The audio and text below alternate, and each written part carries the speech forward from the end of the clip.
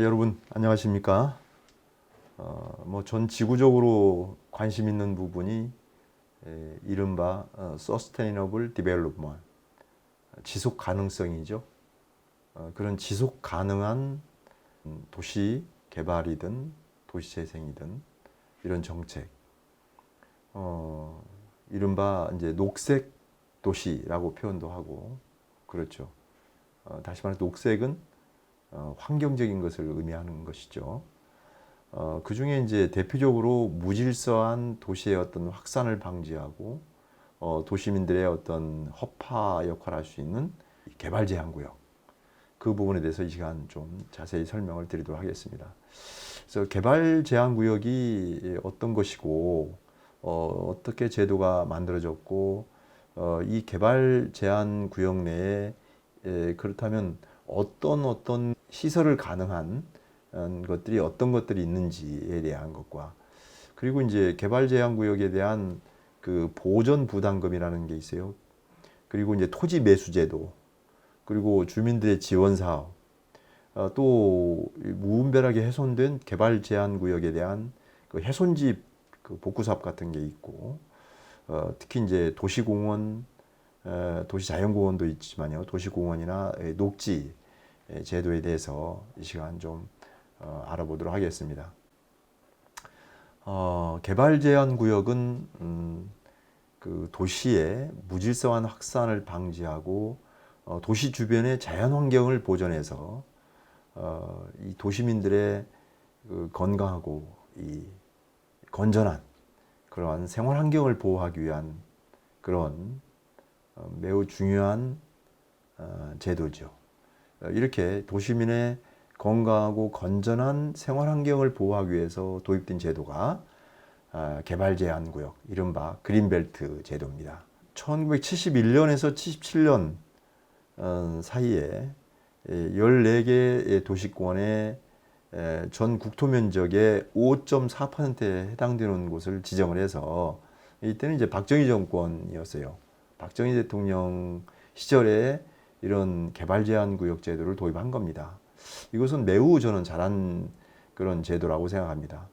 물론 이제 급격한 산업화에 따른 도시화에 따라서 이제 부족한 주택 문제나 용지의 부족, 이런 여러 가지 주택을 포함한 도시 용지가 부족하다 보니까 뭐 사실은 이렇게 국공유지도 무단 점유하고 훼손하고, 특히 이제 그린벨트 이렇게 설정했지만 이렇게 훼손하고 하는 것들이 많았어요. 근데 이러한 그 그린벨트 자체가 사실은 국공유지가 아니고 70%가 넘는 것이 사유지입니다. 제 기억에 74% 정도인 것으로, 그게 사유지가 74% 정도인 것으로 기억을 하는데, 이렇게 전 국토 면적의 5.4%에 해당되는, 근데 그런 엄청난 5,397 제곱킬로미터, 이건 엄청난 면적이죠. 전 국토의 5.4%에 해당되는 거니까요. 특별시나 광역시의 주요한 도시권에 이렇게 약 5,400 제곱킬로미터에 해당되는 엄청난 그런 면적이죠. 그런데 그 중에 70%가 넘는 것이 사유지이기 때문에 상당히 사유재산을 제한한다, 또는 침해했다, 이런 비판도 있었지만, 하여튼 저는 상당히 잘 한 제도다. 그 뒤에 꾸준하게 이제 그린벨트를 해제해 왔죠. 왜냐하면 부족한 주택을, 되게 그린벨트가 거의 도심권에 많이 존재하기 때문에 도시가 계속 확장하고 또 주택 단지를 개발하고 하다 보니까 이미 그 그린벨트를 넘어서 이런 신도시나 또 주택 단지가 계속 개발되다 보니, 그리고 이제 여러 소위 그린벨트가 아니라 소위 비닐하우스 벨트가 되어버리는 그런 경우도 많았죠. 여러분도 도심을 벗어나서 유곽 조금만 나가면 엄청난 많은 비닐하우스들을 볼 수 있을 겁니다. 이게 사실은 그린벨트, 대부분 그린벨트인데 거의 비닐하우스로 바뀌어버린 거죠. 이렇게 그래서 계속 그 그린벨트에 대해서 이 해제가 해제를 요구하고 끊임없이 해제를 해왔죠. 이렇게 주민들의 이제 불편, 사유재산권 침해, 이런 거에 대한 엄청난 민원이 계속 되고 특히 도시 용지 공급을 위해서 상당히 그 이제 공공의 필요에 의해서 많이 해지하고 그랬어요. 그래서 현재 3,837제곱킬로미터가 그 존치하고 있고 그 중소도시 같은 경우는 뭐 전면 해제하고 또 집단 취락지구나 또 소규모 단절 토지 이런 것들을 이제 또 해제하고 그리고 이제 뭐 보금자리라든가 경인 아라뱃길 있죠. 이런 국책 사업, 그러니까 이렇게 지자체 현안 사업 이런 거를 통해서 이제 구역 해제를 좀 많이 했죠. 그래서 그런 해제에 대한 그 통계도 여러분 도시 업무 편람에 보면 다 있습니다. 2020 도시 업무 편람 정부의 통계죠. 어쨌든 이게 그동안 이제 그린벨트 제도, 개발제한구역 제도에 대한 제도 개선이 끊임없이 있었는데 특히 1차 제도 개선은 1999년도 DJ 정부의 대선 공약에서 이 중소도시권 해제 이런 공약을 이행하는 과정에서 이제 또 토지 매수 청구 제도도 도입했고 각종 제도를 도입해서 그동안 이제 개발 제한 구역을 많이 해제했죠. 2차는 2008년도입니다. 특히 수도권의 서울 수도권, 서울, 경기, 인천의 이 수도권의 주택 주거난, 특히 서민들의 주택난 해소 이런 것들 때문에 그리고 이제 동남권 산업용지 공급 이런 걸 위해서 이제 해제 총량을 확대한 것가 있고요. 그다음에 2009년도 이후에 그 규제 완화. 그래서 이제 예를 들면 전통 사찰이나 또 그래서 이제 그런 사찰의 증축 규제도 완화했고 또 공장 등에 대해서 이제 이 보전 부담금 제도 이것을 좀 보전 부담금도 좀 완화하고 또 여가 시설 허용 주민들이라든가 기업들의 불편을 해소하는 측면에서 끊임없이 이 그린벨트 해제를 해왔다. 그걸 먼저 여러분들께 이제 말씀드립니다. 이미 1차 제도 개선은 1999년도 DJ 정부 하에서 이렇게 그러니까 개발제한구역의 기본 골격은 유지하되 그 환경평가 그리고 도시계획을 한 다음에 이제 해제하는 걸로 이런 방식으로 했었어요.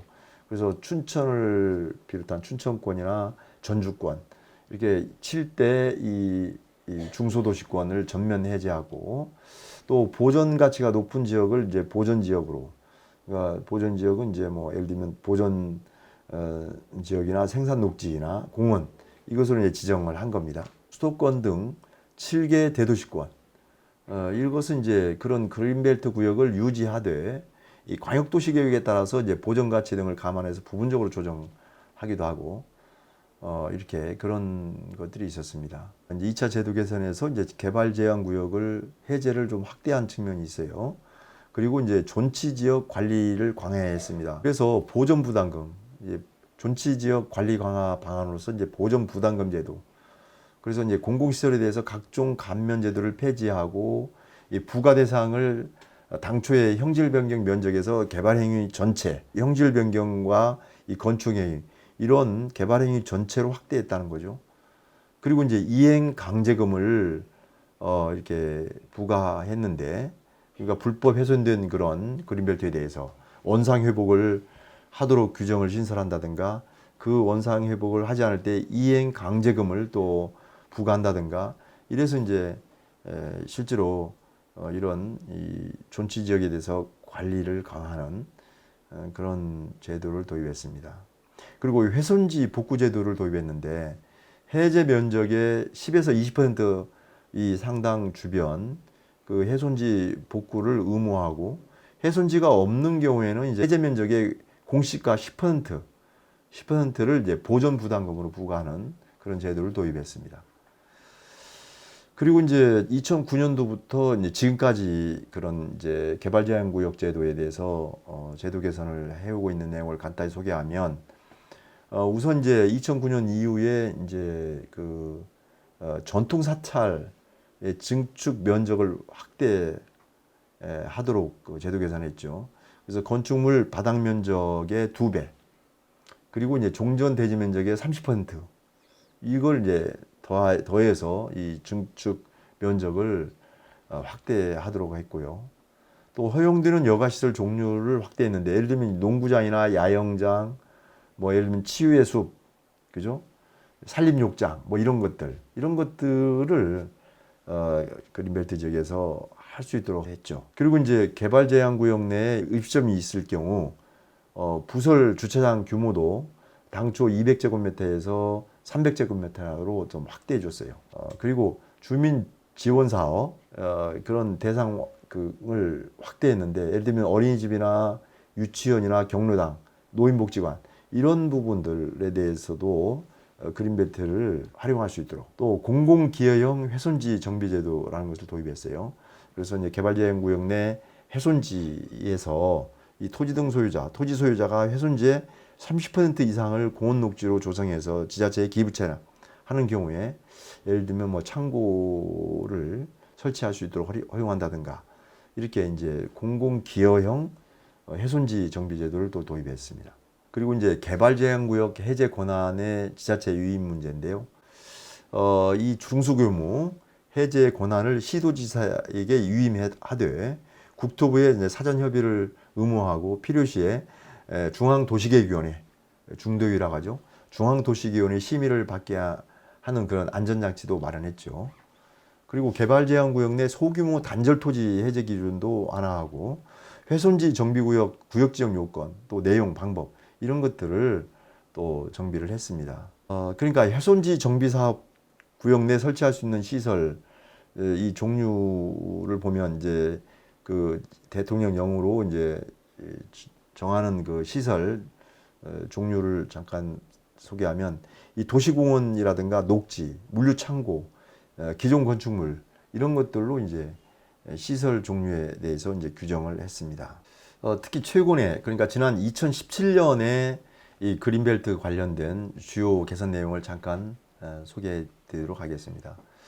이 토지 분할 허가 기준을 그러니까 개발 제한 구역 그 허가 세부 기준에 이 토지 분할에 대한 사항을 신설해서 토지 분할 허가 시 적정성 여부를 검토하도록, 그리고 이제 개발 제한 구역 내 공설 이 수목장, 그러니까 장례가 매장에서 이제 화장 문화로 변화했잖아요. 그래서 이러한 수요가 계속 높아지기 때문에 지자체에서 만약에 설치한다, 그러면 이제 이 수목장, 그러니까 공설 수목장님을 허가하도록, 이렇게 공설 수목장님을 조성할 수가 있습니다. 2017년도에 도입된 제도고요. 그리고 이제 개발 제한 구역 내 이 도정시설, 도정이라는 게 뭐예요? 그러니까 미곡 종합처리장, 뭐 쌀이나 보리 이런 것을 이제 정미하는 거죠. 정미소. 이게 이제 도정시설이라고 하는데, 이렇게 일반 지역, 그러니까 시군구 일반 지역에 도정시설이 없는 경우에는 1000제곱미터 이하의 규모로 이 도정시설을 허용할 수 있습니다. 그리고 이행강제금 산정에 따른 상한 규정을 삭제했고요.